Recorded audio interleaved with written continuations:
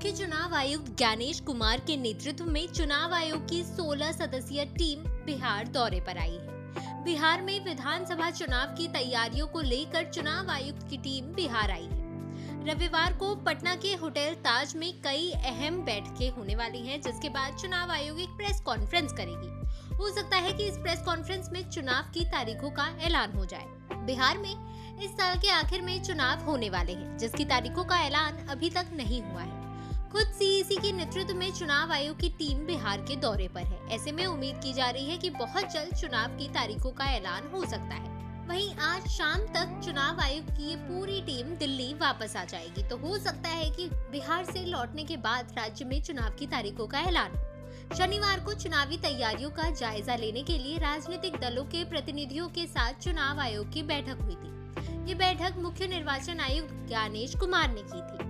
इसमें उन्होंने कहा था कि राजनीतिक दलों ने ऐतिहासिक विशेष गहन पुनरीक्षण यानी कि SIR को सफलतापूर्वक पूरा करने और मतदाता सूची को शुद्ध करने के लिए चुनाव आयोग का धन्यवाद किया। इसके साथ ही चुनाव आयोग प्रक्रिया में अपना विश्वास और भरोसा बनाए रखेगा। वहीं जेडीयू का कहना है, जेडीयू की ये मांग है कि उन्होंने चुनाव आयोग से ऐसा कहा है कि बिहार में चुनाव एक ही चरण में हो और ये छठ के पहले या छठ के बाद किया जाए। अब अगर इसे देखेंगे तो अभी छठ में सिर्फ 20 दिन बाकी है, तो इतनी जल्दी तो हो सकता है चुनाव आयोग चुनाव का फैसला ना ले, क्योंकि 20 दिनों के अंदर ही चुनाव कराना थोड़ा मुश्किल हो सकता है। लेकिन जेडीयू का ये मानना है और उनकी ये मांग है कि उसी समय में चुनाव हो तो ज्यादा बेहतर होगा, क्योंकि उस समय लोग अपने राज्य में वापस आते हैं, तो ऐसे में ज्यादा से ज्यादा लोग वोट दे पाएंगे। अब चुनाव की तैयारियों के सिलसिले में ज्ञानेश कुमार ने चुनाव आयुक्त डॉक्टर सुखबीर संधू और डॉक्टर विवेक जोशी के साथ पटना में बहुत ही व्यापक समीक्षा बैठक की है। 2 दिवसीय समीक्षा दौरे के बाद चुनाव आयोग ने मान्यता प्राप्त राष्ट्रीय और राज्य स्तरीय राजनीतिक पार्टी जैसे कि आम आदमी party, Bahujan Samaj party, Bharatiya Janata party, भारतीय कम्युनिस्ट पार्टी, राष्ट्रीय जनता दल यूथ जैसे तमाम पार्टियों के साथ बैठक की थी और उनसे कुछ सुझाव भी लिए थे, जिसमें सभी पार्टियों का कहना था कि चुनाव जल्द से जल्द होना चाहिए।